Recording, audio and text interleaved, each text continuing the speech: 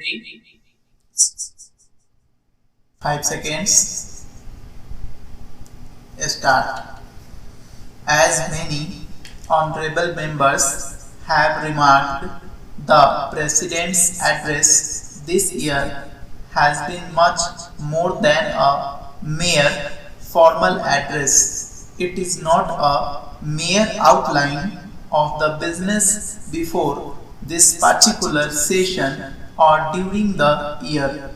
Actually, it is an urgent summons to the task which await us as we enter one new decade after completing another. In fact, it is something even more than this. It marks the transition from one definite stage in our economic development and political evolution to the beginning of other. Anyone who views modern Indian history with comprehension and a sense of fairness, anyone who is at all conversant with the processes of economic development knows that today the country is economically and politically stronger than it was before and also more capable of facing the challenges with which it is confronted. In fact, at no time has there been more enthusiasm and greater self confidence in the people of India, a greater expectation of change, and also, I would say, a greater capacity to bring about this change. The leader of the opposition, sir, has used many alternative adjectives. He has called the address, if I remember his words right, dull, dry, and so on. It is human, sir, to see the world in one's own image. The trouble with the leader of the opposition and his party is, as one honorable member said just now, that they have listened to the voice of the people.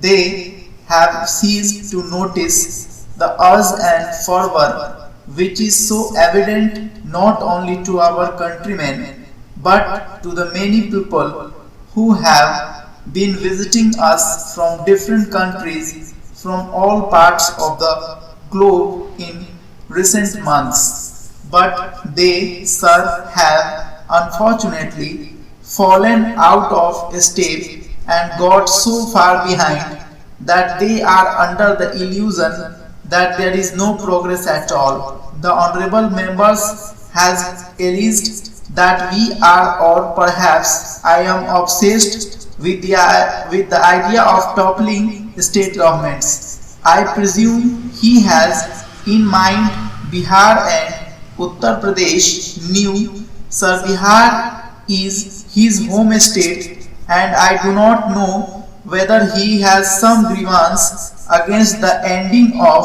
this governor's rule there, because that is the only government that was toppled in Bihar, and right only some little while ago I was being urged by some of the same people to end the governor's rule as soon as possible. My visits to UP were undertaken to acquaint myself with the problems of Uttar Pradesh and also to counteract the accusation made very loudly and often there that the center and the more particularly this Prime Minister and also the two preceding Prime Ministers had been neglecting it. Now one cannot simultaneously complain that the Prime Minister is neglecting UP and also that the Prime Minister is giving attention to UP. You have to make up your mind which out of the two you want. My purpose is going whether to UP or any other state is to tell the people about the policies of the government generally and with regard to that particular state. And I did tell the people to UP that while it is true that the state does not get all that it expects from the center, this happens to be true of all other states as well, and also with regard to the central ministries, not that they did not get it from the center because they are in the center, but they did not get all that they asked from the planning commission or the finance ministry. All that they asked for from the planning commission or the finance ministry. As far as UP is concerned, more than half of the expense on the development plans of that state has come from the center. Admittedly, this is not sufficient to meet the needs of the state, which is one of the most economically backward in the entire country. That is why very much more has to be done, not only by the government of India but also by the state government.